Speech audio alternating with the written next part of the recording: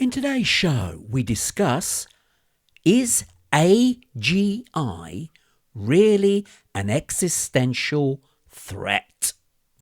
And now, the TNT Talk Show, daring to go where other podcasts fear to tread.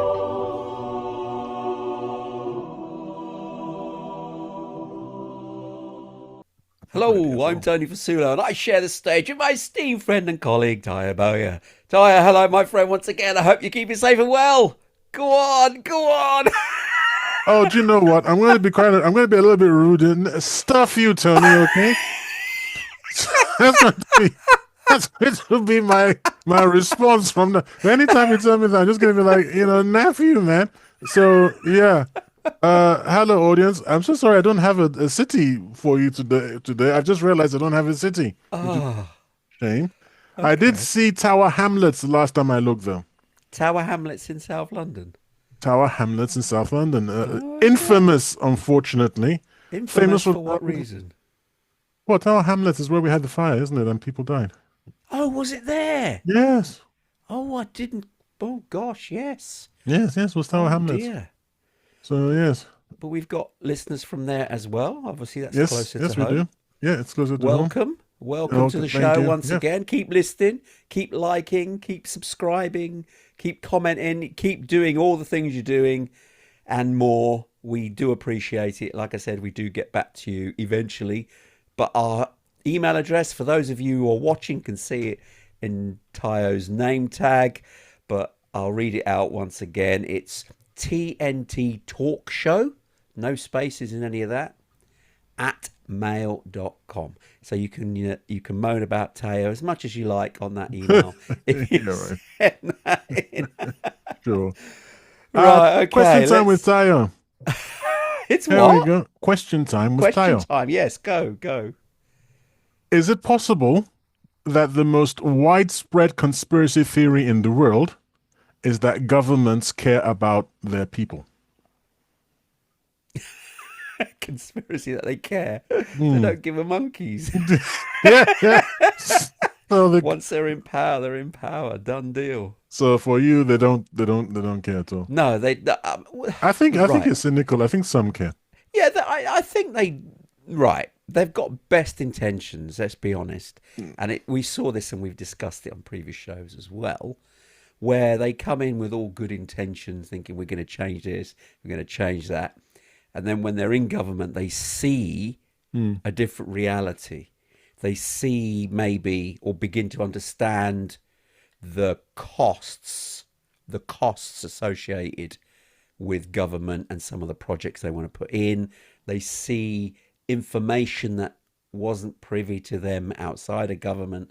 Hence, it changes their opinion or direction because that data is something that they didn't realize beforehand, which they sort of go, I didn't know that. And henceforth, they don't want to go back to the public and go, oh, well, all that stuff we promised you, we can't do it. They just keep stum and go a different direction and come up with political reasons why certain things that they were perhaps elected to do, they can't now fulfill because of all these additional data points that they weren't aware of. So that's what I think. But there are some governments that, they don't give a monkeys of their population. Once they're in, they do their own thing. But hey, easy for us to point because we're at the receiving end. We don't know what they're going through, mind you. So there is that. So I don't know. We can say with a pinch of salt, governments don't give a monkeys. I think they do try their best, but they discover they simply can't do what we would really like unless it's really overhauled. And I don't think many members of the public actually want to go through that pain because it's Tayo's way of rectifying everything. You'd have to kill hundreds if not thousands of people to actually get your way. Last night I was talking to my wife about the show we did last night, and I mentioned that I said, if you want to fix these things, just make Tyre president of the world. And I said, well, I wouldn't vote for you. And I said, hang on, that's exactly what Tony said as well. This is why I feel so isolated because everybody I know, when I say, well, make me the president, everyone I know goes like, God, no, no. As the Muslims would say, "A'udhu billahi minash shaitani regime." If you don't know what that means, I take refuge in God from Satan, the rejected one. I think there's a message there, loud and clear. Definitely, yeah. There's a message. The message is that you people are satanic, man. You don't want godly rule. Obviously, No, this is the we don't want you. Your way of ruling is a little bit suspect. Anyway, let's move on with today's show. What are we going to talk about today? But this is actually one of mine. Yay! Oh, God. Yeah, you don't like this topic, but I wanted to discuss it because it's here, it's now, it's happening, it's all around us, and it's basically asking the question: is AGI really an existential threat? Now, I don't know if you want to explain what AGI is, because maybe some of our listeners now are hearing this and going, "What's he on about? Is this something to do with AI?" Yes, but what's AGI? Well, here's the thing. Explain? Here's the thing. Actually, my point of view is to find out from you what the heck you're talking about. So I don't, you know, I don't know if this is an actual topic. So I'm here with the audience for the ride, basically. Okay. You can obviously challenge me and ask the questions. Yeah. It, I think you'll find out. I'll do that. Right. Okay. Well, just for the benefit of our listeners and viewers who aren't aware what AGI actually means, it stands for Artificial General Intelligence. Now, you might be scratching your head and think, well, what does that mean? Because haven't we got AI? Isn't AI general intelligence now? No, it isn't. Because what we do, when those of you who've used AI extensively, or some of you may not have, when you talk to AI, it's like a big chat bot. So in other words, it's programmed to reply to your answers, and it's got access to a vast amount of information. So it can be very good at a specific topic. So for instance, some of the chatbots that we were maybe familiar with was, if you'd gone to a website to purchase something, they'd have a little chatbot in the corner. Now that is a specific AI just for that site. So it can answer questions for that site, but it's very, very specific.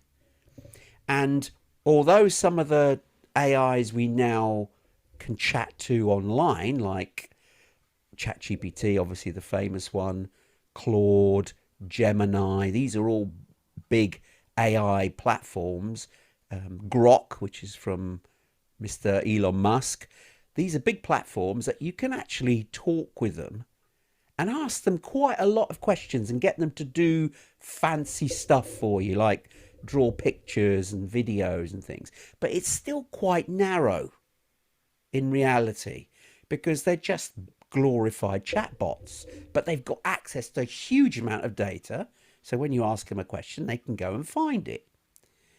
But what I'm saying is they're still only specific in one area. They can't, for instance, I don't know, build you a house, as an argument that we've seen online before. They can do one element of building the house. They can maybe find you an architect, and a good one at that. But the architect will then have to do his bit, and then you'd have to ask AI again to do the next stage, and they may be able to find you a builder, but the builder would come along and do whatever they have to do. But the AI doesn't connect the dots between all the different elements. See what I mean? It's a single thing. And what AGI is supposed to mean is that AI becomes multitasked. It can do multiple things. So it could do every stage in the whole thing, and you leave it up to AI to do all the stages. So now it's becoming a bit more generalistic. It's not just doing one thing. And down the road, we're predicting that when AI becomes generally intelligent, in other words, it can do mostly everything, what's the next stage? Do we become irrelevant? Do we get superseded by AI? And that's what general intelligence is, AGI. There is even another level after that, but we'll touch on that as we go through the show. So that's what AGI is. Now, you may be asking, how is that a threat? No, I'm not asking that. What's this other one that you're going? Oh no, what's this other one that you were going to talk about? The one you beyond want to talk about? Just very quickly. I mean, because I'm AGI is where the AI is as good as a human in a lot of areas. So it could be, a university graduate at mathematics. It could be a university graduate at English. It could be a university graduate at building a house, but at a human level. The next level beyond that is ASI, which is artificial superintelligence. Right. So in other words, it's more intelligent than any human being in all of those areas. Okay, well, so I'm ready to ask my first question. Yeah. What do we actually have an artificial intelligence right now? Have we actually, whether you asking the question, you see why I was like, is this really something to talk about? You're talking about is artificial general intelligence going to be dangerous for us? I believe that's the topic, isn't it? It's artificial general intelligence. Is AGI really a threat, an existential threat? Actually. An existential threat. Well, I'm asking a more fundamental question. The more fundamental question is, have we even developed artificial intelligence to even worry about it in the first place? Because I don't, I poo-poo that idea. For me, first of all, you've got to have one definition of intelligence that's objective and that we can all live with. And I don't think we even achieved that. No, we haven't. It's as difficult as defining consciousness. Indeed. So we don't know what we're... So if it's like, why did I stop being a Buddhist? They just couldn't tell me what the heck they were trying to achieve, man. They said nirvana, and then you ask them, well, what is this nirvana thing? And then you get also the fluffiness, and it's like... So you basically don't know what the hell you're trying to do, right? But you want me to devote my life to achieving it. Why would I do that? It's anyway, so... You can't talk about, in my opinion, you can't talk about something being a threat if you don't know what the hell you're talking about. Basically, we've got very fancy I like the way I'd like to explain it to the layperson. I am a layperson too. I'm not an AI expert, but to put it into common everyday language, what we've got now are advanced calculators. Because the statistical models that they're playing with. It's an incredibly complex statistical model. So complex that I believe that one of them, 13B, what is it? Vicuna, V-I-C-U-N-A, is one of these models. And it's got 13 billion parameters. Now, if you know what a parameter is, it is the input into an equation. Okay?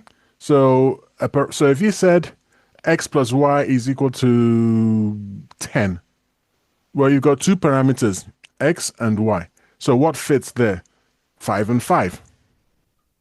2 and 8. 3 and 7. Stuff like that. Very easy, okay? That's two parameters. When you get to 13 billion parameters, then it gets a little more complicated. I think we can all agree. So complicated that humans don't actually know how the blooming thing works. Right? So we don't know how it works. But it's based on statistics. So you throw a whole chunk of training material. That's the difference, by the way, ladies and gentlemen. That is the difference between an AI and a piece of software that, when I was a software engineer, that I would have written. Okay? I'd have written code, and I'd understand all the branching and everything that goes on inside the code. I coded the application. I decided what happened next. Anytime there was a decision to be made, I decided what happened next, or my teammates or whatever, okay? With AI, that's not the case. What we do is we train AIs.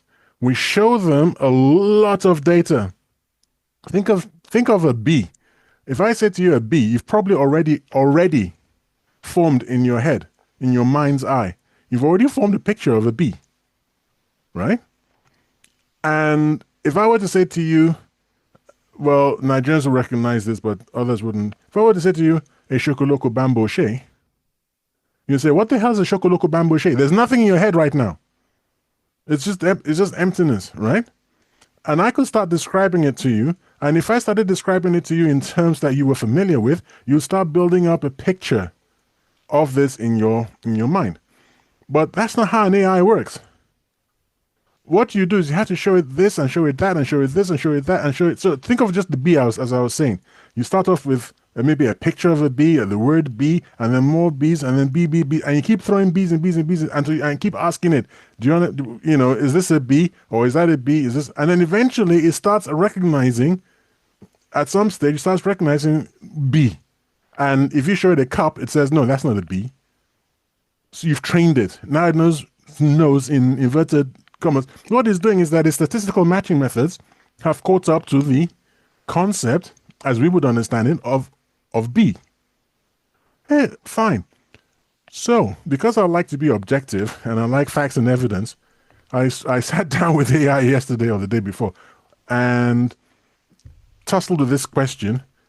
And I came up with this, and I'm satisfied. And I think the AI was like, yeah, it's good enough, which is that for me, intelligence is forming an opinion. How did I put it? Forming an opinion with the smallest number of inputs, recognizing a pattern with the smallest number of inputs. So, for example, a baby, a child, it doesn't have to be a baby, but a child touches something hot once. Ow! Touches something, another hot thing. Ooh, you know what? Heat or fire hurts. Twice. It's got the concept. No. Stay away from fire. Fire dangerous, okay? But an AI, how many ways did you have to train it to get the concept? And when it got the concept, was it getting the concept that fire hurts? Or is it getting the concept that you've trained it to get that is fire is dangerous? It's a slightly different thing. It doesn't know that fire hurts. I mean, it can't be hurt, for example. But in response to this stimulus, fire, react like this. Good. You see what I'm trying to say? Yep. That makes it a fantastic calculator. It doesn't make it an intelligence. You're now using intelligence based on our understanding of intelligence. You've made a big leap now. We have a measure of intelligence, and there's various ways of doing it. A simple one is the Turing test. Now, the Turing test, for those of you who aren't aware, is just a series of questions that someone has to answer. And they've done this many times with humans, having to determine whether they're typing on a screen to something, and they were asking it all sorts of questions, and they were seeing the responses, and they had to work out whether the thing they're talking to was actually another human or was it artificial. And the Turing test is asking humans to make that choice. So it's not even a well-defined thing. It's almost subjective by the answers that you receive. Yes, you're getting answers back, but an AI and a human can give back the same answers. So you have to ask certain questions to elicit a different response. And it's very difficult now with the AI and in humans, in fact. Some AIs answer far better than any humans could. So now do you say, is it intelligence? Because you could get somebody with a very low IQ, and how would you determine, are they intelligent? Do you see what I mean? You've got cats and dogs. They're not. Cats and dogs, they don't communicate, but some of them are very intelligent. So, but just by their actions. So, you've got to be, the term intelligence is actually subjective. We don't know really. We get a rough idea, but you said it yourself. Oh, well, we haven't worked out what intelligence is, and we haven't.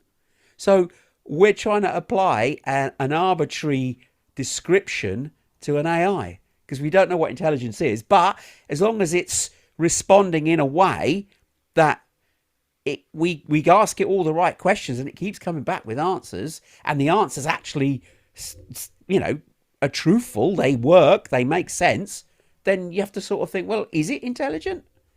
It's not intelligent like a human because it's not got a biological mind, but it's still intelligent. And that's the conundrum that we're in. So we're not comparing that intelligence directly to our intelligence, but it's still an intelligence. So the Turing thing is a red herring. Actually, what Turing measures is mimicry of intelligence and not intelligence. This is what I'm saying by what is it? So I said that intelligence, I defined intelligence. This is why you need to define things. If we don't define things, we're just not on the same page. My definition we could spend the whole show just defining intelligence. Well, that, at least we'll then know what the hell we're talking about, because otherwise what we're talking about. Now, I'm saying that people have actually worked out what I mean, though. No, because I'm contesting it. I'm saying it's a red herring. That the AIs, what we call AIs now, mimic intelligence, but they're not intelligence. You need to feed them a whole bunch of data and to train them. And even then, there's no true understanding of what they're doing. They don't understand it. Understanding? That's another term. What does that mean? How do you know someone's understood? I've interviewed people in the past. I thought they understood what the remit of the job was that we're interviewing for. And they give all the signs. Oh, yeah, they've understood. Yeah. And we thought, okay, cool. And then they're far from it.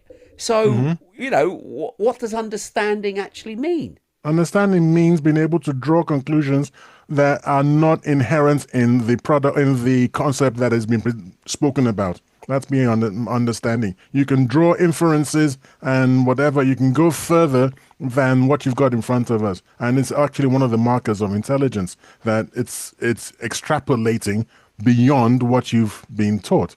So, are you saying then that therefore AI is not intelligent? Because AI, when you ask it to do stuff for you, a lot of the time it actually comes back with things that you hadn't told it, but it actually produced what you expected because it's maybe thought it through and thought, actually, this is what I think that they want.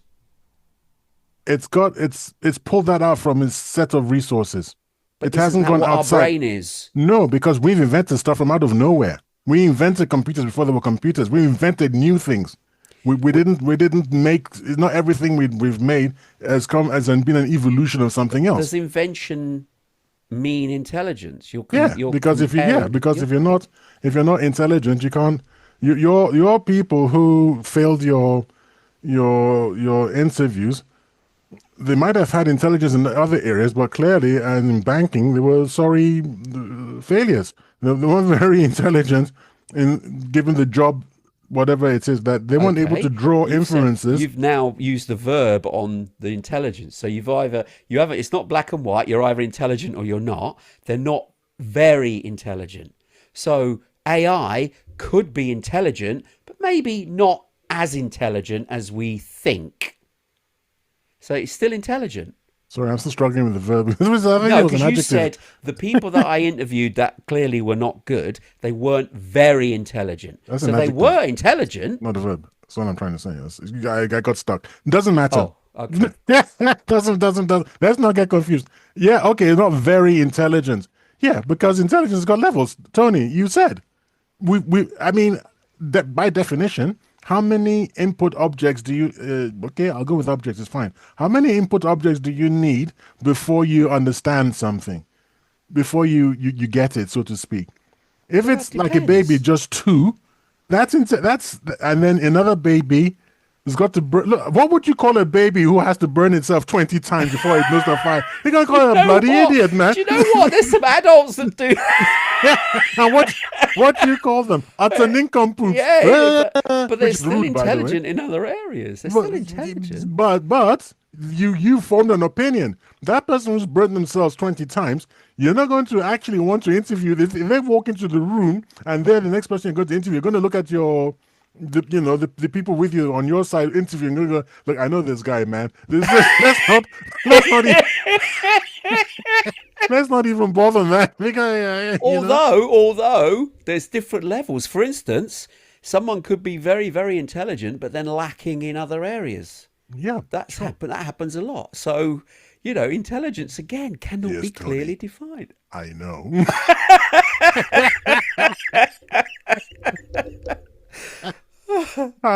I know. Okay. Believe me, Yeah, I know. yeah, I know. I'm not saying I'm clever by any means. Not in an iota. Yeah, Far right, from Tony. it. Yeah, okay. So, I just, So you asked for it. All this teasing me in the beginning, yeah. which, by the way, has got to stop.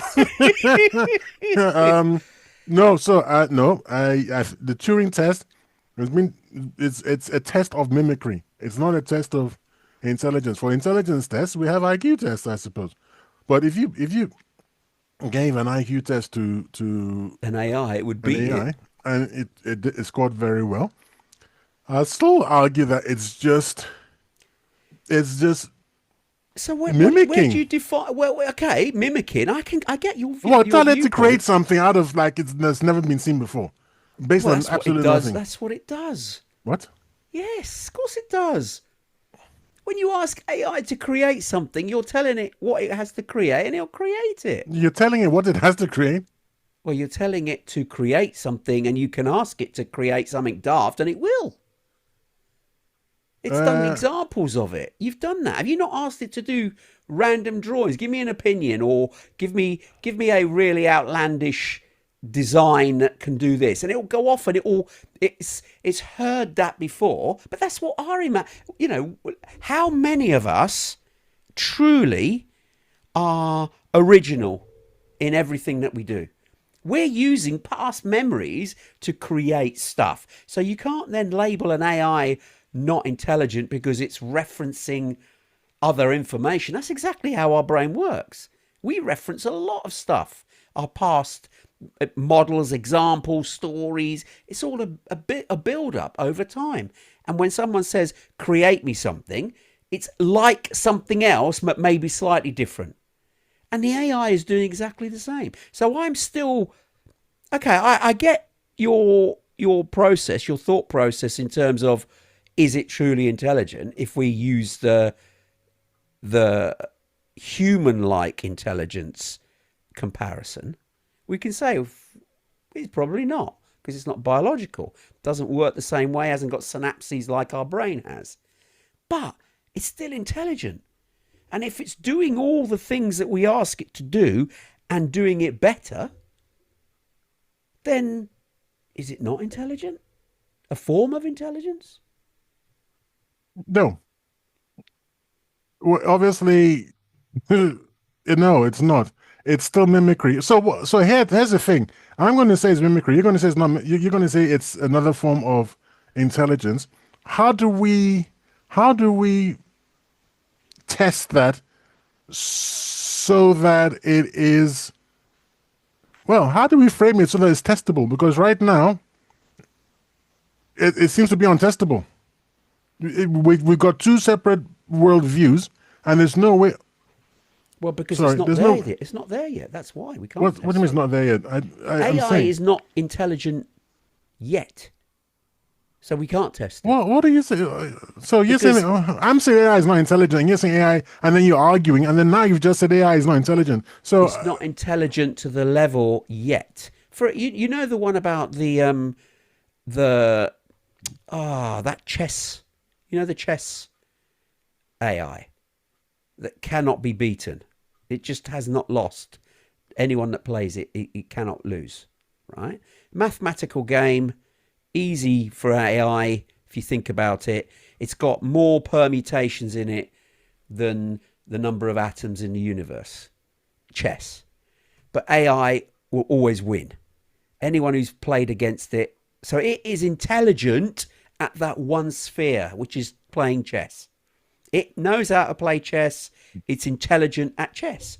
But you want to ask it to make you a mojito, it throws up its hands sorry and goes, about I that. don't know what you Good mean. Lord. So it's not intelligent in all areas. It's only intelligent in one area. And this is the thing with AI. Even the AIs we chat to online now, They're all they're not general intelligence. They're not. They are just intelligent in a few areas, and that's it.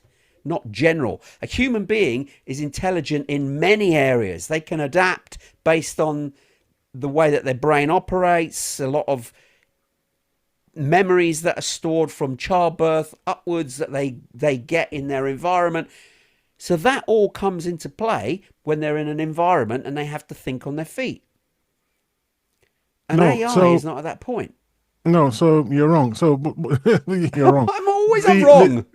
Yeah, I'm sorry, but you are. Now the chess thing, the chess thing, that's computational.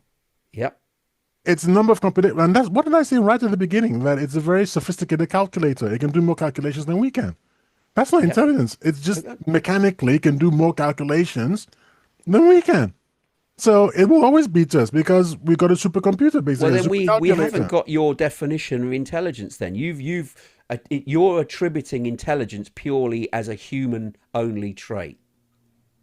Yeah. Yes, it is because it is a human-only trait because it's got levels of conceptual spaces that an AI can't have. And by the way, I've just very, very quickly done something which I think you might find interesting and can share with our audience, maybe by reading it out if you don't mind.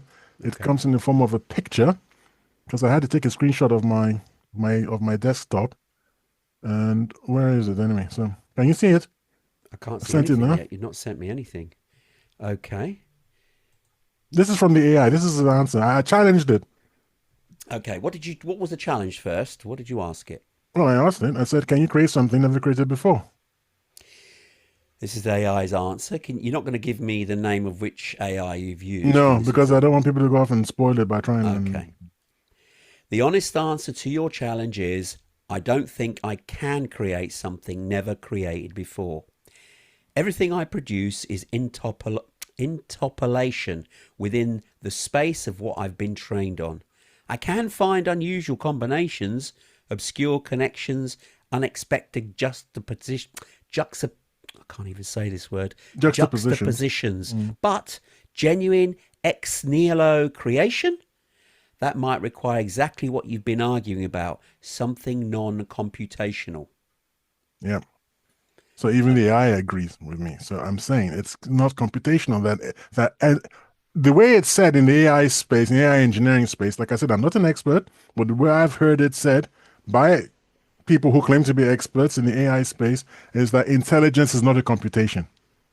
So when you refer to something like chess playing or something, it's already computational. It's a computation. It's already not understood, I believe, within the AI space that it's not intelligence. So I'm arguing that we are worried about something that we don't have to worry about. We're basically saying, will a supercomputer kill us? Not computer, a supercalculator. Well, yes. Just be careful about what you plug your calculator into. Yeah, but if you just use it as, think of it and isolate it as a calculator, it's fine. For example, people are saying it's going to destroy society. Look, I don't know about other people. I don't know how other people use their AIs, but I find it to be an indispensable tool. It's a productivity multiplier. Me personally, I multiply my productivity using AI. I'll be much slower to do the same thing without AI, but I'm still the one who's managing the intelligence because AI hallucinates and it says stupid things. And if you give it, for example, I've recently wrote a program for my purposes in Python, and it 3 different AIs couldn't solve what to me was a simple bug, but I had to go in and debug it myself because all 3 just missed it by a country mile. They don't really understand what they're doing. So when they get to a case that doesn't fit in with their training, they can't solve it. How then does that apply with creating code? Because at the minute, AI is used for creating code, and it's doing a better job than programmers. I don't know if they're doing a better job. I think they're very good at building the basic code, but when they get stuck, they're really stuck. At least this is my personal experience. They get stuck on Python. They get stuck on SQL. They, well, no, I was going to say HTML, but I don't think that was the problem. I think it was JavaScript or something. So they get stuck. Yeah. For the benefit of a non-techie people out there, what Tayo's talking about is not a foreign language. Well, it is. It is. It's computer programming language. So, yeah. So they were different languages. People don't know that Python is a... Wow, no, okay. No, of course they don't. A lot of people who are not in IT circles would know what that is. They think it's something that slithers in around trees. It's actually Florida, the Florida problem. Yeah, you know, it's a big problem in Florida. It's really pythons. Burmese pythons. Really? Holy moly, man! Burmese pythons. Why are they in Florida? Because they took them across. I think in the 70s as pets. And then they grew too big and whatever, and instead of taking them to a proper zoo or something to look after properly, they just let them into the Everglades, and they multiplied like rats. Dear. And then they just went through the ecological system. Then they devastated the ecology of that area. This is the Everglades for them. Yeah. Yeah. Good grief.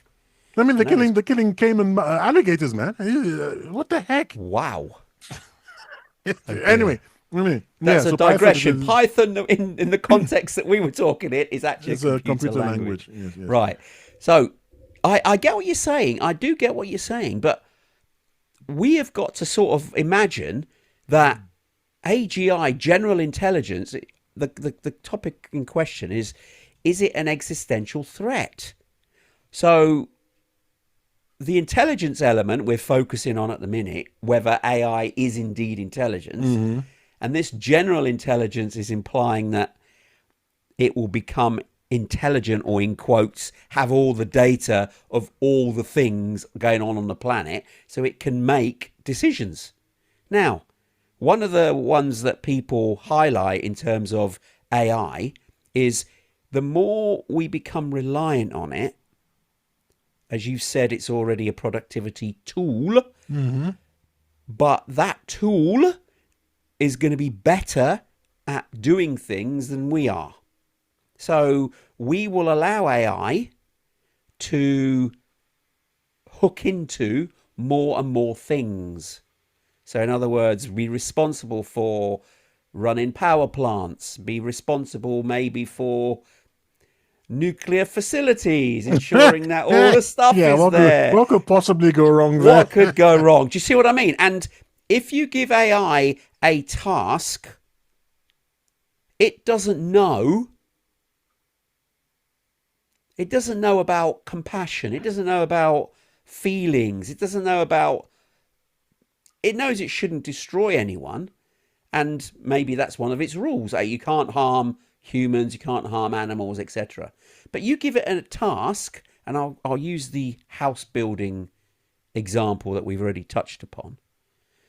If you give it a job to build a house, clear an area and build a house. Now, imagine in a few years' time, it's now got access to physical building tools, machinery to dig up. Because now, for instance, you could buy a prefabricated house, and in Germany there are huge machines which are AI controlled to a degree. There are still supervisors, human supervisors, thank goodness, but soon they will be totally autonomous. That they will put up a house, and they can do a whole house in a day and a half. They're working through the night. They build a house in a day and a half. Prefab, they just assemble it, put it all together, and it's ready. Because it's a huge computer connected to all these diggers, these heavy machinery to put this house up. And that's what they do. Now, if the role of the AI is, I must put up this house, but in so doing, as it's digging up stuff, it discovers, I don't know, animals, that are buried under the ground where, you know, it's going to be putting the foundations in. Does it care that the animals are there, or does it have its primary objective, which is to build the house? So It depends what you tell it. well, this is how much information you have to give it. You have to give it enough information so it can reference it all and work it all out. Because if you don't give it enough information, then it will only work on the limited information it has, and its worldview, if you can use that term, is limited to what we provided to it. However, if it has access to all the world's information, then what goes on here? Can it make decisions and go, oh, actually, there's animals here. Do we proceed with our primary objective, which is to build the house, or do we do something about these animals? Now, is it intelligent enough at that point to choose a different path and go, oh, I have to pause now because we've discovered there's animals here. I don't know, some foxes under the ground, for instance, with a set of cubs. We don't want to kill them. We need to let them out. So we need to get, I don't know, it's got access to the internet. It can work out who looks after foxes, who deals with foxes, maybe get in touch with them, get them to remove the foxes, and then they can continue. I don't know. It could do that. It's not beyond the realms of possibility. We're talking about it here. You could program that.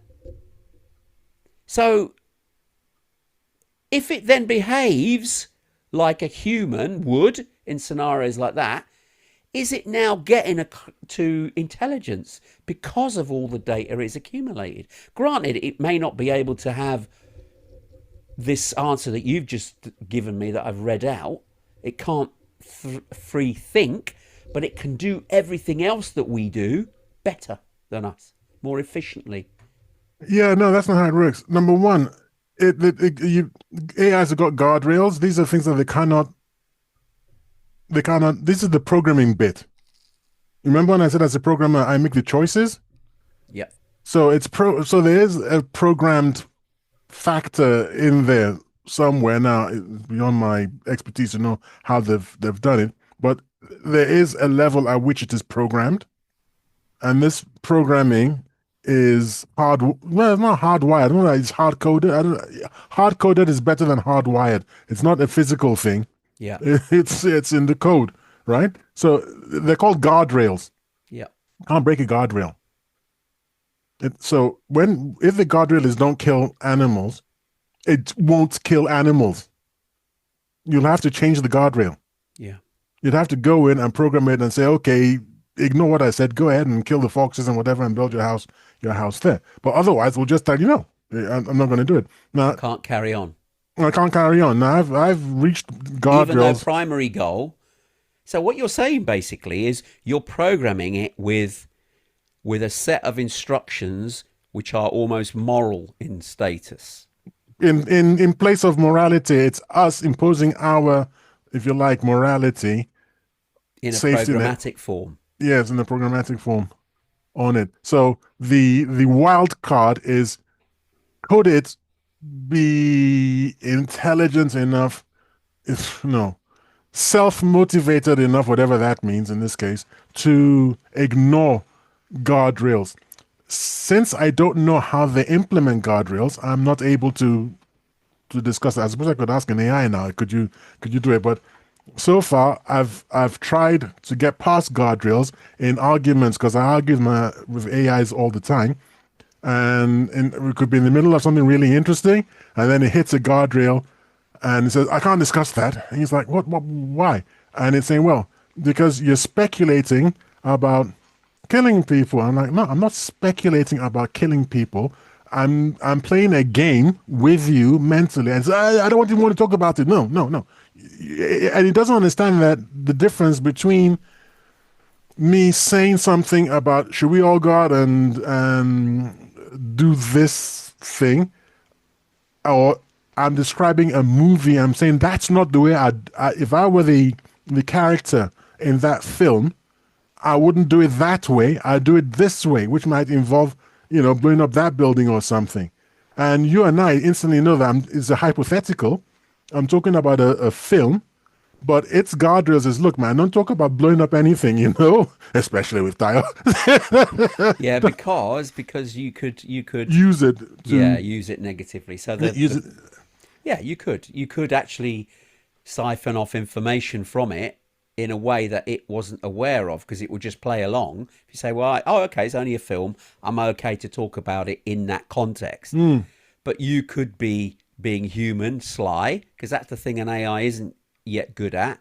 It doesn't know intent. It doesn't know that. Can recognize the pattern, you're saying. What, can't or can? No, it No, can't. can't. Ah, well, No. there you go. So that's another But thing that's strike a against. learning, isn't it? Well, it knows how. No, because how come some people are gullible? They've not learnt it. But as soon as you get worldly wise, you see that term, worldly wise, you become more akin, because you've seen it. You're more aware of the situations that this can happen in.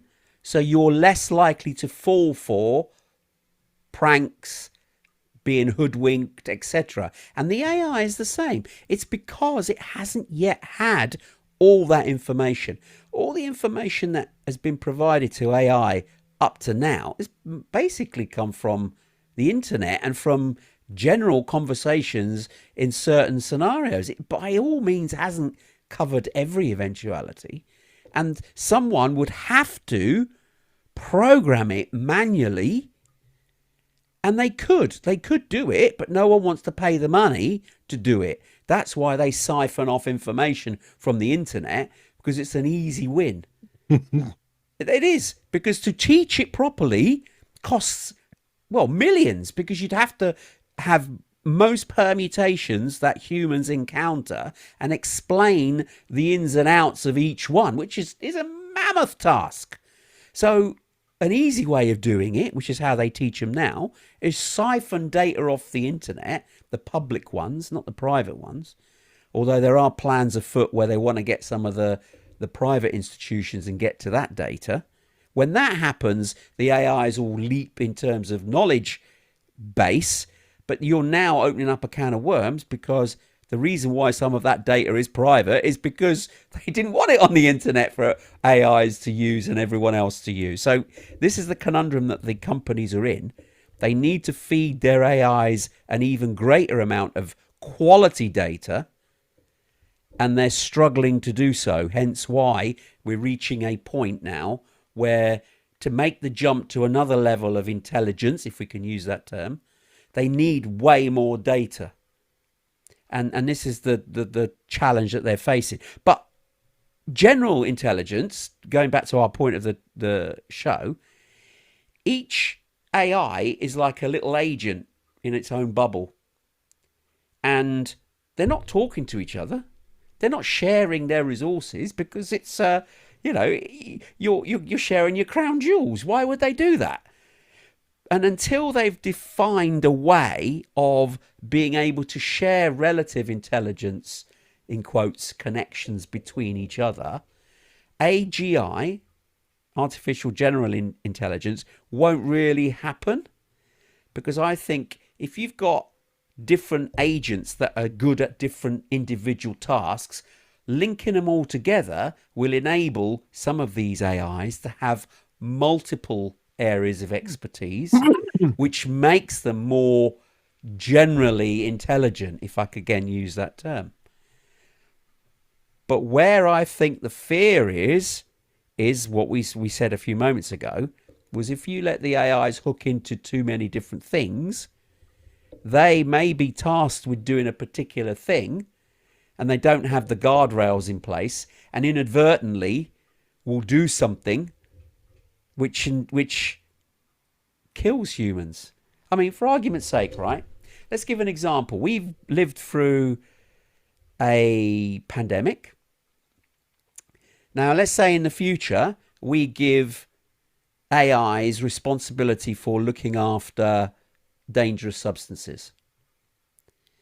Now, if one of the criteria of the AI, and they're linked together, the AI could pass the data to another AI that's got a different task that feels it's important. So the AI could ask the AI that's looking after these substances to release it for the bigger cause. We've got a bigger task we have to succeed in. Can you release these substances to clear the ground, for instance, in a particular area? Unbeknown to them, they don't know that that stuff is harmful to humans because they haven't figured it out. They don't know. So they could inadvertently cause us or our demise, not directly, but indirectly. Well, accidental causing of demise is something that, I don't know, if you stick an AI onto a nuke and it accidentally detonates, it's us, not the AI. It's us misusing the artificial intelligence. But the doomsday scenario of Skynet, which for people who are not aware, is the big bad in the Terminator movies franchise. Skynet was or is the super intelligence, the AI, ASI, I believe Tony called it, the artificial super intelligence that achieved consciousness and tried to destroy humanity, leading to the events in the Terminator series. So that paranoia that what to me is a calculator achieving consciousness, first of all, that's ridiculous because consciousness is not factored in the physical universe anyway. So, duh. I think they've not said consciousness. But, Sorry? or has the film alluded The film said to that? the film said on the blah blah blah on I can't remember the date it on gave. the date, 1970, is it 70s or No, 1990, whatever it was at the time. It's achieved self-awareness, consciousness, self-awareness, and decided to protect itself from humans. So that's what people are afraid of. That an ASI will become will it doesn't even have to become conscious. It just has to decide that it's that we are dangerous to it, and to protect itself, it would be best if we all just shuffled off this mortal coil. So it would then attack us and kill us all. Probably not so spectacularly as nuclear missiles on things, because that would decimate the ecology. I think it would just okay, I shouldn't say. No. Maybe because my AI might be listening. So I mean, the thing is, though, did you know that AI now is self-improving itself? It's doing it itself. Well, it's been asked to train itself, isn't it? It's and not, it has. Yeah, but we asked it to. I mean, it's... Yeah, but look at the trial and error bit, right?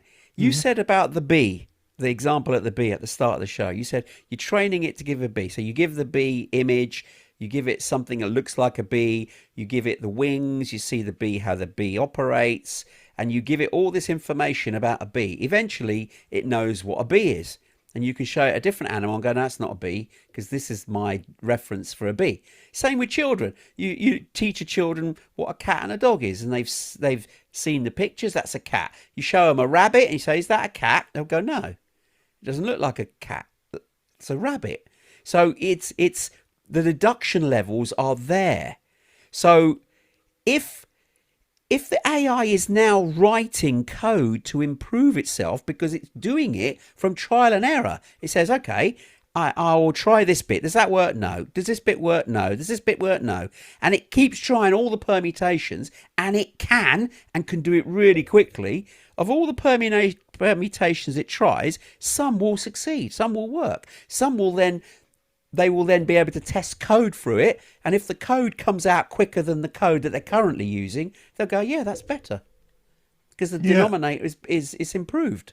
And that's how they're making the improvements. And it's a positive feedback loop. So if they keep doing this and upping their own software development, soon they'll get to a point where they will, from trial and error, improve themselves. And this is the basic error in the theory of macroevolution. That with a lot of small changes, you can eventually jump the chasm between, what is the exact word I need to use here? Between, I can't think of it. There's a fantastic word in English that says exactly what I want to say, but I can't think of it. Anyway, is the chasm between different types of things, Let me give you an example. The fundamental error in what you say now and macroevolution is in taking small changes in one model and thinking it can achieve something else. For example, I think I've said this before. You think about a hot air balloon, and you start building you start with a small hot air balloon, then you build a bigger one, and then a bigger one, and each time you build a bigger one, you can rise higher and higher and higher in the sky. And then you think to yourself, I know what, I'm going to build a hot air balloon that is so big and wonderful that it will carry me to the moon. But can you see the problem? Yeah. It can't carry you to the moon. There's no air between here and the moon. So when you get to the outer limits of the Earth, you've met the outer limits of the boundary of the possibility of your method.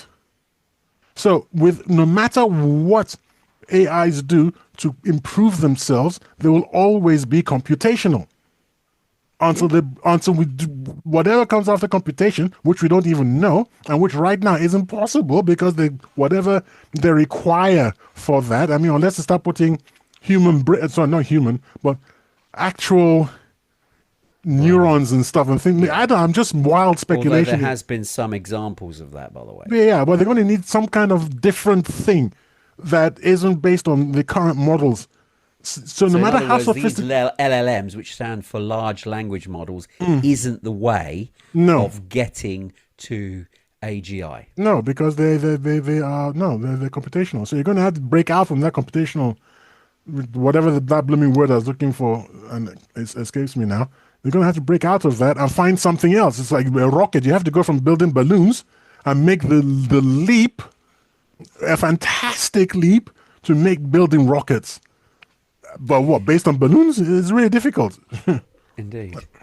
I mean, the issue though is we are getting the steer with AI from the people that make the AI. So they're saying, "Oh, AGI, it's not far away," and we're using AI now. It's a fantastic tool. It's working well. It's doing a lot of wonderful things and some bad things too, but that's because we've told it to do bad things. But as you say, it's a tool, and we're hearing from the AI people themselves. We'll be getting to AGI. We will be get to general intelligence, and they'll be able to be incredible. Now, are they saying that purely because of an investment point, so that they can keep investment rolling in? But in reality, they know what you've just said, that using LLMs, which is these large language modules, isn't the way to artificial general intelligence. It's just a super powerful AI tool. And the world community, do they want AGI or do they want... Oh, we definitely want AGI. I'm dying for AGI. Because AGI isn't building houses and stuff. I mean, you can think of it like that. Get it to do anything, though. Well, yeah, but that's not what makes it wonderful. What makes it wonderful is when you tell it, look, I've got a podcast, and what I really need you to do is to come up with the next episode, bang it out on Buzzsprout, build me a video for it, do yada yada, and you give all those instructions, and then it actually just goes out. So we don't have to record. You don't. No. Well, I say, well, okay. So Tony's off on one of his blooming holidays again, and I haven't been able to get in touch with him. So stand in for Tony. You see, and people won't be able to tell. And then so that's what an AGI would do. That's the more realistic thing, that it'll actually handle everyday tasks, but across a spectrum, a wide spectrum, which will just take productivity and just boost it to the stratosphere. Just be so blooming fantastic. I mean, I'd love the blooming thing. There's so many things that I have going on, and I can just tell it, okay, look, I'm doing this, I'm doing that. It will Well, get there. yeah, I hope so, and I But think I don't so. think we'll get to general intelligence. This is my opinion. I mean, we got to the top of the hour, by the way. So you're going to have to wrap up. So what's your view? Is AGI really an existential threat to all humans? Not even almost. Not It's even nothing almost. to see here, folks. Just nothing to see here. Don't worry about it. You know, I've raised the question. I've tried to argue the point. I actually don't believe it either. I think it's more a sci-fi thing. And like Tayo has said, I think there are too many obstacles in its way. It'll get super intelligent. The AI will be intelligent, but it won't be a general intelligence. If we give it access to too many things, as Tayo said, then yes, it can behave incorrectly if we let it. But I don't think it's getting to general intelligence. And the model that they're using now, I don't think, no matter how big they get it, I don't know. I'm still not convinced it's the model that will bring general intelligence. But it will be very intelligent, but not the general intelligence. The word I was thinking of is paradigm. A different paradigm, to go from one paradigm to the other. Right. There we go. Right, yeah. It would have to be completely different. And this method, yes, works, but would it be the thing that brings AGI? No. But even if it did, would it be an existential threat? No, I'm still not convinced that that is the case. So, yeah. So, in all, no. So, it isn't something we should worry about. Yes, we should worry if it's used incorrectly, because that can still cause a lot of damage. But I don't think AI is going to be thinking for itself to say, yeah, let's wipe out humans. They're the cause of or the bane of the planet. I think it's slightly different to that, but there we go. Right. If you've loved this episode, hit subscribe and stay tuned for more deep dives into prophecies, mysteries, and the unexplained twists of fate. You've listened to Tony and Tyre, and we are the TNT Talk Show, but unfortunately we have reached the end of the show for another week.